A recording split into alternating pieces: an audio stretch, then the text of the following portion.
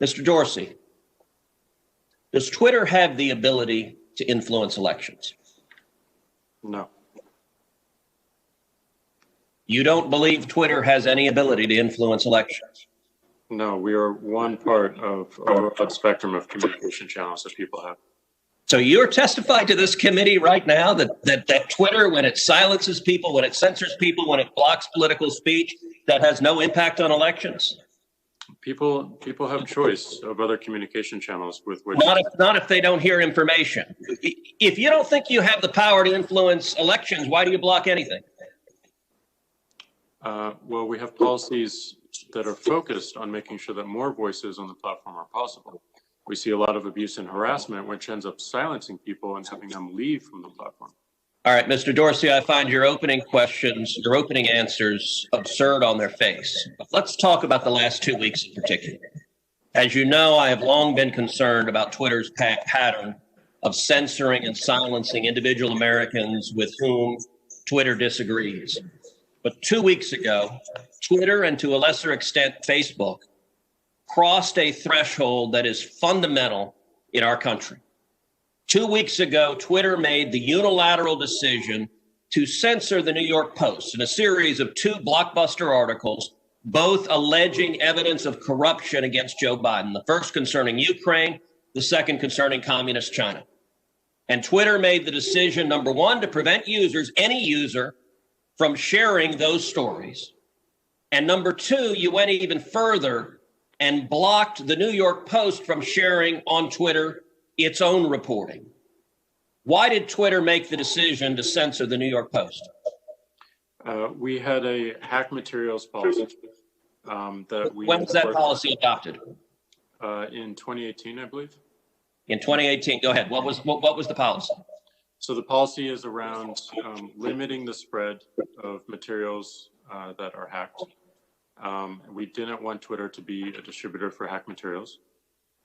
We found that the New York Post, because it showed the direct materials, screenshots of the direct materials, and it was unclear how those were attained, that it fell under this policy.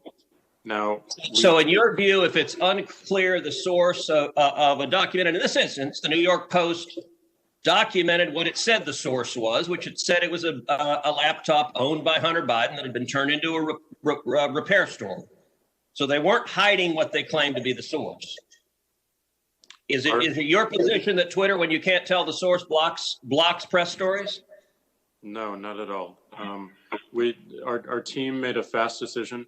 The enforcement action, however, of blocking URLs, both in tweets and in DM, in direct messages, we believe was incorrect. And we changed it. Today, right now, the New York Post is still blocked from tweeting 2 weeks later.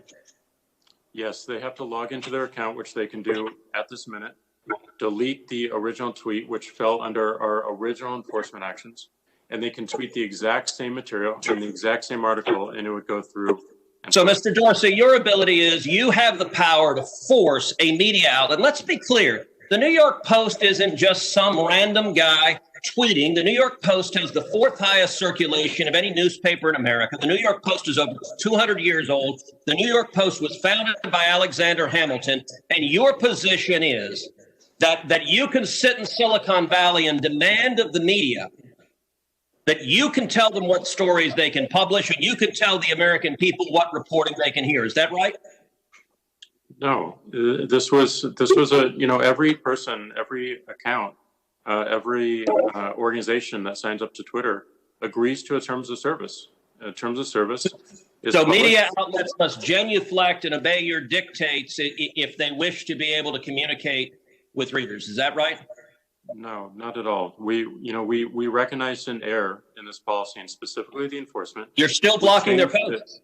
You're still blocking their posts. Right now, today, you're blocking their posts. We're not blocking the post. Anyone can tweet. Can the New York Post post on their Twitter account? If they go into their account. No is your answer to that. No, unless they genuflect and agree with your dictates. Let me ask you something. You claimed it was because of a hacked materials policy. I find that facially highly dubious and clearly employed in a deeply partial way. Hey, NBC News viewers, thanks for checking out our YouTube channel. Subscribe by clicking on that button down here and click on any of the videos over here to watch the latest interviews, show highlights, and digital exclusives. Thanks for watching.